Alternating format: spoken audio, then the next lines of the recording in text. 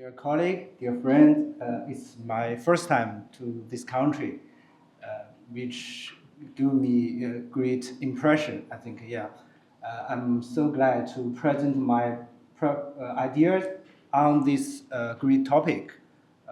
I would say the multipolar world is the keyword for current international society. So I choose this topic, and then try to find China and the European Union in this multipolar world. First, I would like to stress a little bit on multipolar. What's the meaning about this word? I noticed my colleague, I think some of colleagues already mentioned this word, but I would say this word maybe there are many different ideas on this word. We know this year's theme of a Munich Security Conference, exactly this word. But, there are different perspectives. On the one hand, some people would like to say multipolar world is better for future. For example, more inclusive global governance, more actors, for example, global south, more small countries. And also, it's kind of a way to counter hegemony. So hegemony is, okay, based on some IR theory, hegemony is better for the international stability, but it's also a trouble for the world.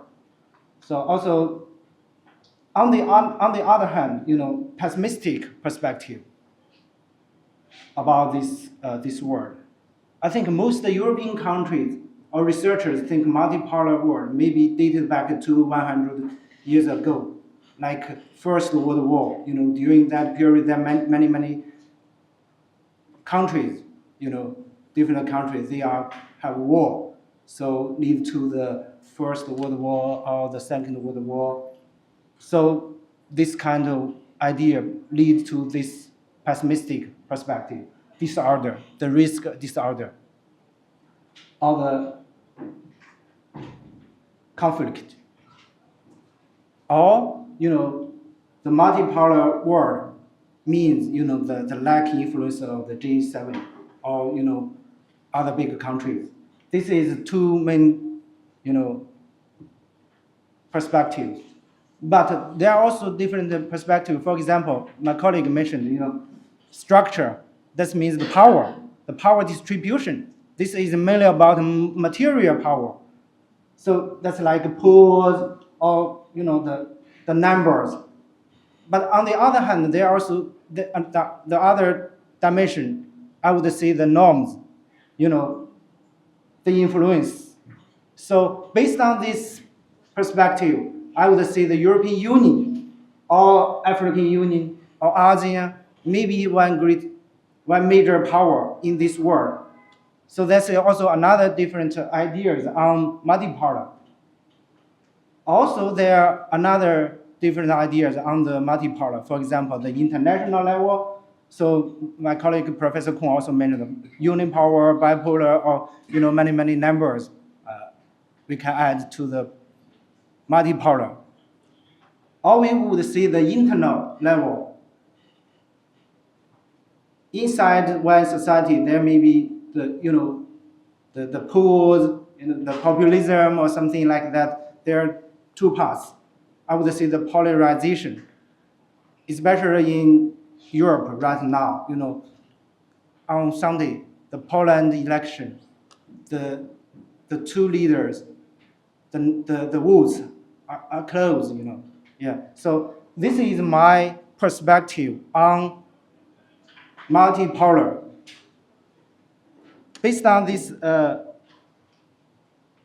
I would briefly introduce the China-EU relationship, very briefly, because this year marks the 50 years diplomatic ties between China and the European Union. So we can see, I list some points, yeah, from the starting point, it's just at the height of the Cold War.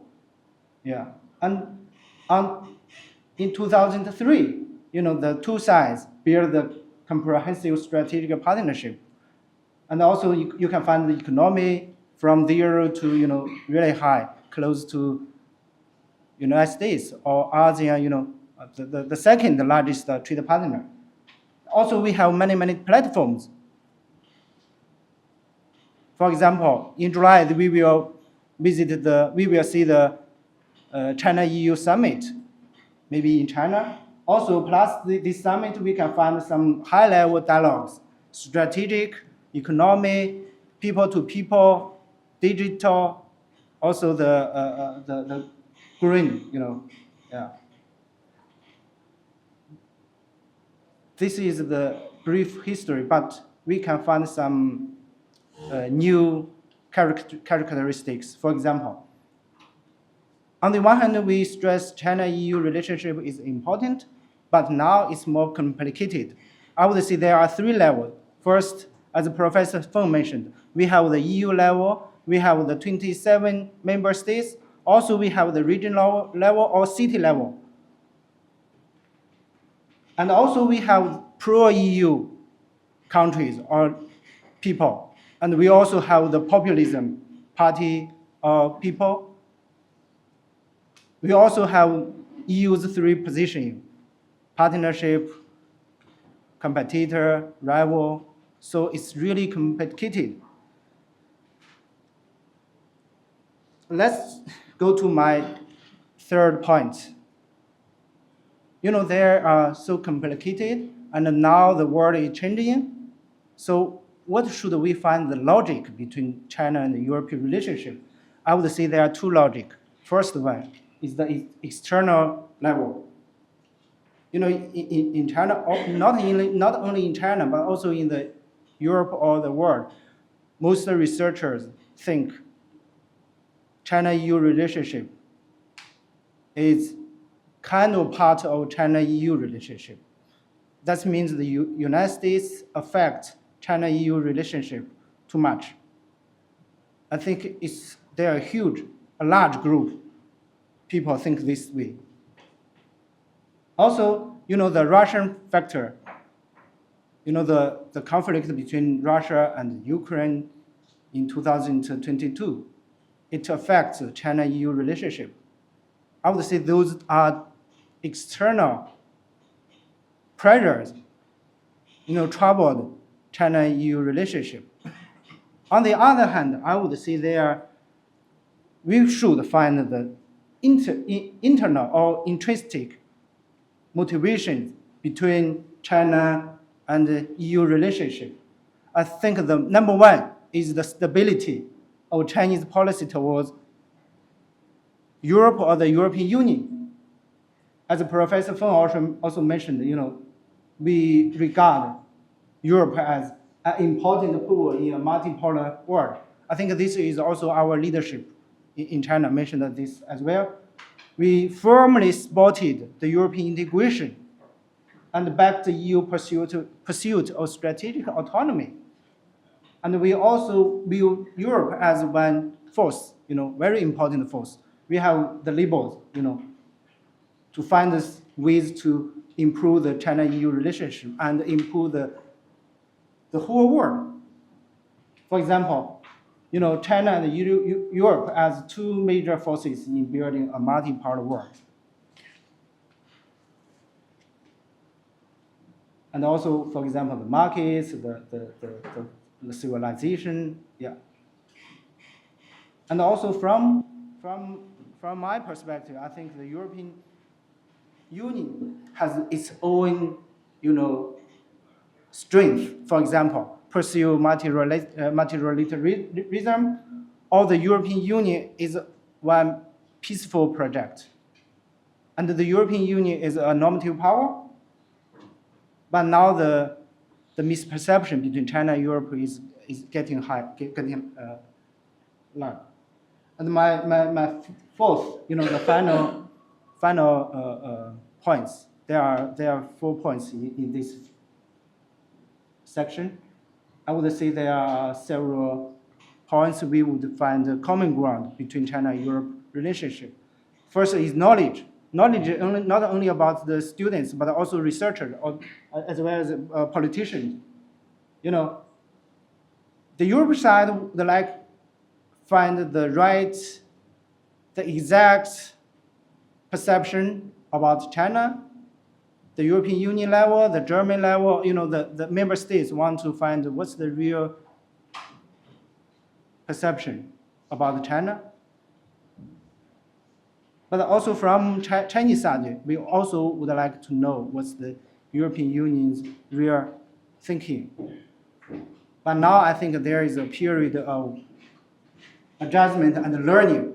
So this is why today's conference is a better opportunity for us to know each other.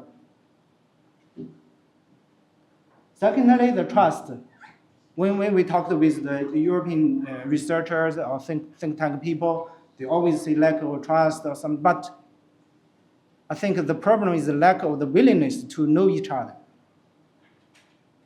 So from Chinese side, we put forward some ideas on Chinese thinking about the European Union, you know, and with also what's the real meaning of the Chinese policy. Yes.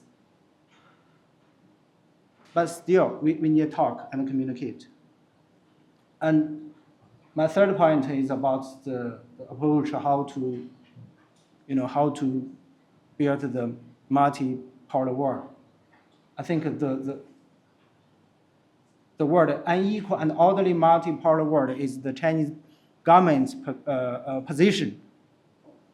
I think in this world, the Europe could play a great role, and the China-EU relationship could find some ways to cooperate.